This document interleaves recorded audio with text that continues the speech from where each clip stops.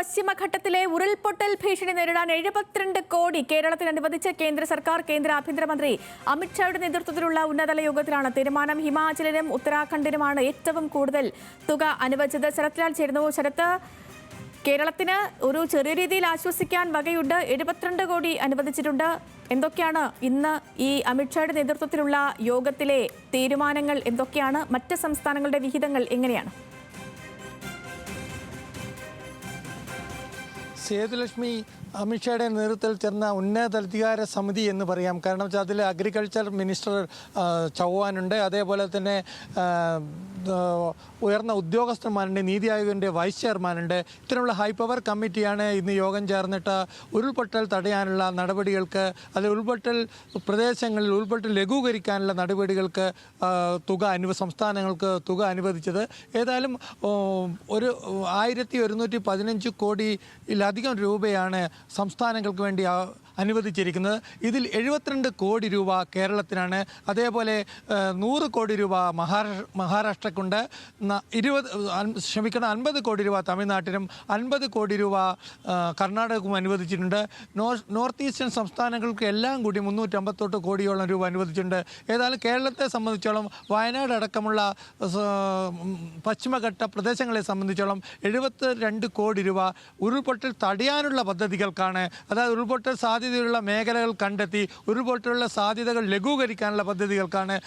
അത് ഉപയോഗിച്ച് മറ്റ് ദുരന്ത നിവാരണ പ്രവർത്തനങ്ങൾ നടത്താൻ പാടില്ല, കണ്ടീഷനായിട്ടാണ് ഈ തുക അനുവദിച്ചിരിക്കുന്നത്. ഏതായാലും കേരളത്തെ സംബന്ധിച്ചിടത്തോളം വളരെ വലിയൊരു ആശ്വാസം എന്ന് പറയാം. കാരണം ചുരൽമല മുണ്ടക്കൈക്ക് ശേഷം ഒരു ഉരുൾപൊട്ടൽ സാധ്യതയുള്ള മേഖലകൾ വയനാട്ടിലുണ്ട്, അതേപോലെ ഇടുക്കിയിലുണ്ട്. ഇതൊക്കെ നേരത്തെ തന്നെ സർവേ ചെയ്ത് അവിടെ ഉരുൾപൊട്ടൽ ഒഴിവാക്കാനുള്ള നടപടിക്രമങ്ങൾ, ശാസ്ത്രീയമായി ഒഴിപ്പിക്കലടക്കമുള്ള നടപടിക്രമങ്ങൾ, പുനരധിവാസമുള്ള നടപടിക്രമങ്ങൾക്ക് ഈ തുക അനുവദിക്കാം. സേതുലക്ഷ്മി, തീർച്ചയായും ശരത്ത്, കാരണം ഈ ഉരുൾപൊട്ടൽ ദുരന്തം അതിനെ അതിജീവിക്കാൻ കേരളം ആവശ്യപ്പെട്ട തുകയിൽ ഇനിയും വലിയ തീരുമാനമൊന്നും ഉണ്ടായിട്ടില്ല. പക്ഷേ ദുരന്തത്തെ നേരിടാനുള്ള ഈ ഇപ്പോഴത്തെ തുക അത് ചെറിയ രീതിയിൽ കേരളത്തിന് ആശ്വസിക്കാൻ വക നൽകുന്നതാണ്. എനിക്ക് തോന്നുന്നു ഇതിൽ ഇപ്പോൾ ഹിമാചലിനും ഉത്തരാഖണ്ഡിനുമാണോ ഏറ്റവും കൂടുതൽ തുക ലഭിച്ചിരിക്കുന്നത്? അതെ സേതുലക്ഷ്മി, ഹിമാചൽ ഉത്തരാഖണ്ഡിലും ഉരുൾപൊട്ടൽ സാധ്യതകൾ ഏറെയുള്ള പ്രദേശമാണ് എന്ന് നമുക്കറിയാം. കാരണം മഴക്കാലത്തും അതുപോലെ വേനൽക്കാലത്തും ഉരുൾപൊട്ടലുണ്ടാകുന്ന പ്രതിഭാസമുണ്ടാകുന്ന പ്രദേശങ്ങളാണിത്. പരിസ്ഥിതി ദുർബല പ്രദേശങ്ങൾ കൂടിയാണ് പശ്ചിമഘട്ടം പോലെ തന്നെ. അതായത് പരിസ്ഥിതി ദുർബല പ്രദേശങ്ങളിലെ ഉരുൾപൊട്ടൽ സാധ്യതകളും പുനരധിവാസമാണ് ഇതുകൊണ്ട് ഉദ്ദേശിക്കുന്നത്. അതുകൊണ്ട് തന്നെ ഇത്രയും വലിയൊരു തുക ഇതിനു മാത്രമായി കേന്ദ്ര സർക്കാർ നീക്കിവെച്ചത്. അതല്ല, ദുരന്തം സംഭവിച്ചതിന് ശേഷമുള്ള ആശ്വാസത്തിനുള്ള തുകയല്ല, കേരളത്തിനുള്ള ദുരിതാശ്വാസ പാക്കേജും ഈ ദുരന്തത്തിന് നിവാരണത്തിനുള്ള പാക്കേജും ഈ പുതിയ തരത്തിലുള്ള തടയാനുള്ള പാക്കേജും രണ്ടായി തന്നെ നമ്മൾ കാരണം. ഈ തുക കൊണ്ട് പശ്ചിമഘട്ടത്തിലെ ഉരുൾപൊട്ടൽ സാധ്യതയുള്ള പ്രദേശങ്ങളിൽ ഉരുൾപൊട്ടലിന് പുനരധിവാസം നേരത്തെ തന്നെ ആളുകളെ മാറ്റിപ്പാർപ്പിക്കാം. ഇതിനൊക്കെ തുക ഉപയോഗിക്കാൻ കഴിയും സേതുലക്ഷ്മി. ഇതേപോലെ തന്നെ നോർത്ത് ഈസ്റ്റേൺ, അതായത് വടക്ക് കിഴക്കൻ സംസ്ഥാനങ്ങൾക്കും ഉരുൾപൊട്ടൽ ഭീഷണിയുണ്ട്, അവർക്കും തുക അനുവദിച്ചിട്ടുണ്ട്. കേന്ദ്ര സർക്കാരിൻ്റെ ഒരു പുതിയ നയമെന്ന രീതിയിലാണ് ദുരന്തത്തിന് മുമ്പേ തന്നെ പുനരധിവാസം നടത്തുക, ദുരന്ത മേഖലകളെ ഐഡൻറ്റിഫൈ ചെയ്ത് അവിടെ നിന്ന് ആളുകളെ മാറ്റി താമസിപ്പിക്കുക തുടങ്ങിയ പദ്ധതിയുടെ പ്രാരംഭ നടപടി എന്ന നിലയിലാണ് ഇത്തരമൊരു തുക അനുവദിച്ചിരിക്കുന്നത് എന്നാണ് നമുക്കിപ്പോൾ ലഭിക്കുന്ന വിവരം. ഏതായാലും ഇത് കേന്ദ്ര മന്ത്രിസഭ ഉന്നതതല സമിതി തന്നെയാണ് ഈ കാര്യത്തിൽ തീരുമാനമെടുത്തത്. കേരളത്തിനെ സംബന്ധിച്ചിടത്തോളം കേരള സർക്കാർ ഉരുൾപൊട്ടൽ ബാധ്യത കണ്ടെത്തിയ പ്രദേശങ്ങളുടെ പൂർണ്ണ രൂപം നൽകിയിരുന്നെങ്കിൽ കൂടുതൽ തുക ലഭിക്കുമായിരുന്നു എന്നൊരു സൂചനയും കേന്ദ്ര സർക്കാർ നൽകുന്നു. കാരണം പശ്ചിമഘട്ട മേഖല ഗാഡ്ഗിൽ റിപ്പോർട്ട് അനുസരിച്ച് പരിസര ദുർബല മേഖലയായി പ്രഖ്യാപിക്കുന്നതിൽ കേരള സർക്കാരിന് ചില പരിമിതികളുണ്ട്.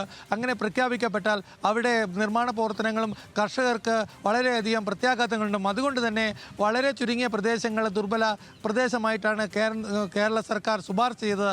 അതുകൊണ്ടാണ് തുക 72 കോടിയിൽ ഒതുങ്ങിയത് എന്നാണ് നമുക്ക് കേന്ദ്ര സർക്കാർ ഉദ്യോഗസ്ഥന്മാരിൽ നിന്ന് ലഭിക്കുന്ന വിവരം. സേതുലക്ഷ്മി, ശരി ശരത്ത്, പലപ്പോഴും ഈ മണ്ണിടിച്ചിൽ പോലുള്ള പ്രകൃതി ദുരന്തങ്ങൾ ഉണ്ടാകുമ്പോൾ മറ്റ് സംസ്ഥാനങ്ങളോട് കാണിക്കുന്ന കരുണ ഒരു ഘട്ടത്തിൽ പോലും കേന്ദ്രം കേരളത്തോട് കാണിച്ചിരുന്നില്ല. ഇപ്പോൾ പോലും ഇത്രയും വലിയൊരു ദുരന്തം കേരളത്തിലുണ്ടായിട്ടും വയനാട്ടിലുണ്ടായിട്ടും കേരളം ആവശ്യപ്പെട്ട തുക ഇനിയും നൽകിയിട്ടില്ല കേന്ദ്ര സർക്കാർ.